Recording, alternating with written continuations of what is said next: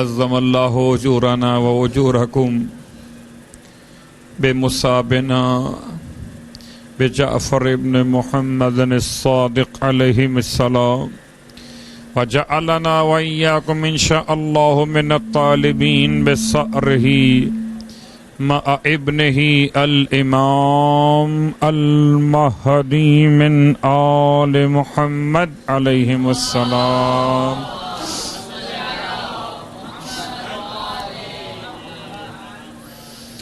انا للہ و انا الیہ راجعون. شب ماتم ہے، شب گریہ اور بکا ہے، اس کی شہادت کی شب ہے جس نے ہمیشہ انسانیت کی بھلائی کے لیے امور کو انجام دیا، جو مدینہ منورہ میں راتوں کو سونے والوں کے سرہانے روٹیاں تقسیم کیا کرتا تھا. اس کی شہادت کی رات ہے جس کے در سے کوئی سائل کبھی خالی ہاتھ واپس نہ گیا.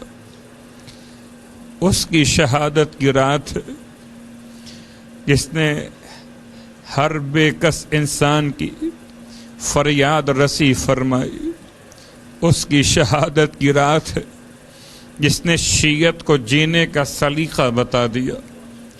اس کی شہادت کی رات ہے جس نے کربلا کے ماتم کو زمانے میں ایسے قائم و دائم کر دیا کہ آج فرش کسی بھی عنوان سے غم کا بچھایا جائے، کسی امام کی شہادت کا ماتم کیا جائے، مگر سرکار سید الشہداء کا پرسہ ضرور دیا جاتا ہے. ہم پرسہ و تعزیت پیش کرتے اپنے زمانے کے امام کی بارگاہ میں کہ مولا آپ کو آپ کے جد کا پرسہ احسن اللہ لک العزا فی جد کا الامام الصادق.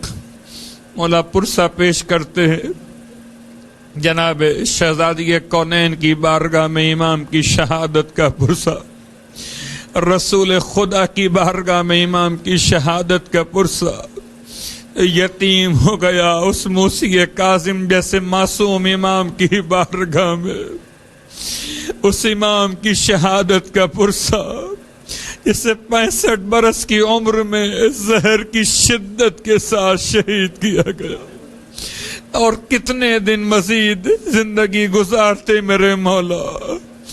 65 برس کی عمر ہو رہی تھی مگر ظالموں نے اس پر بھی اس طرح سے امام کو زہر دیا کہ آج تمام جہان کے تمام صاحبان ایمان اپنے امام کے ماتم کے لیے جمع ہوئے. پرسہ پیش کرتے ہیں جناب حمیدہ خاتون کی بارگاہ میں امام کی شہادت کا پرسہ. اے خدا، یہ مجلس شہادت امام صادق ہے، رات کا وقت ہے، روشنی کا انتظام ہے، لیکن ہائے قبر امام جعفر صادق. رات کا اندھیرا مدینہ منورہ میں ہے، سارے شہر میں روشنی ہے، لیکن قبر امام جعفر صادق پر اندھیرا چھایا ہوا ہے. ارے جب کوئی جنازہ جنت البقیع میں لایا جاتا ہے، اس جنازے کے اعزاء اور احباب جنازے کو کاندھا دیتے ہوئے قبرستان میں آتے ہیں.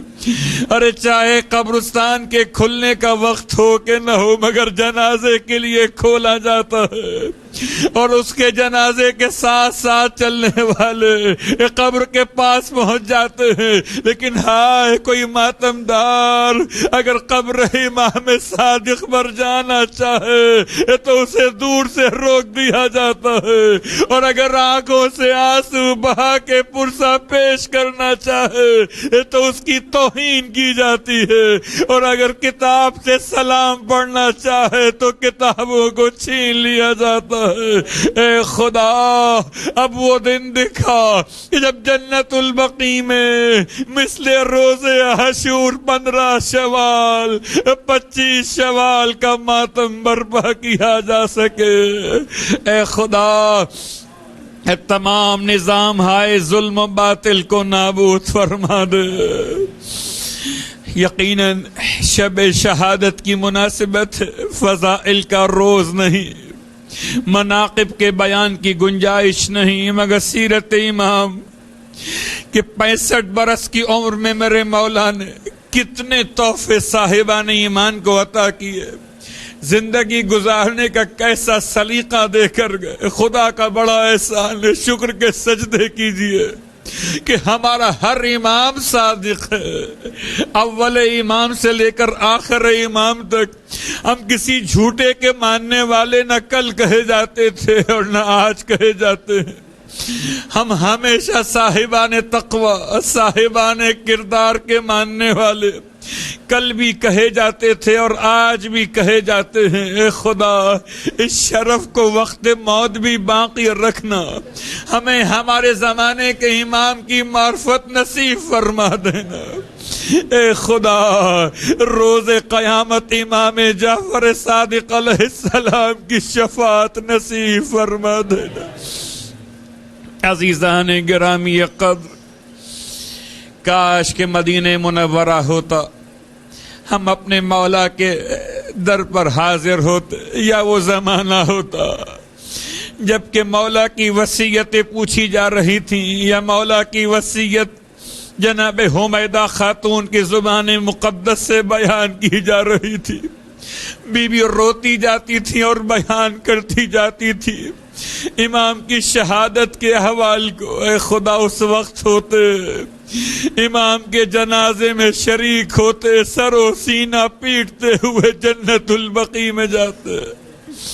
آج اس دن تو نہیں تھے، مگر آج فرش عزا بچھائے بیٹھے ہیں، لیکن عجیب درد کی کیفیت ہے، جس کے نام سے پہچانے جاتے ہیں اس کی مجلس عزا ہے، اور تمام چاہنے والوں کی آبادی ہے۔ اے خدا، اب تو غفلت کے پردے ہٹا دے، اب تو ہمیں ہمارے امام کی معرفت نصیب فرما دے۔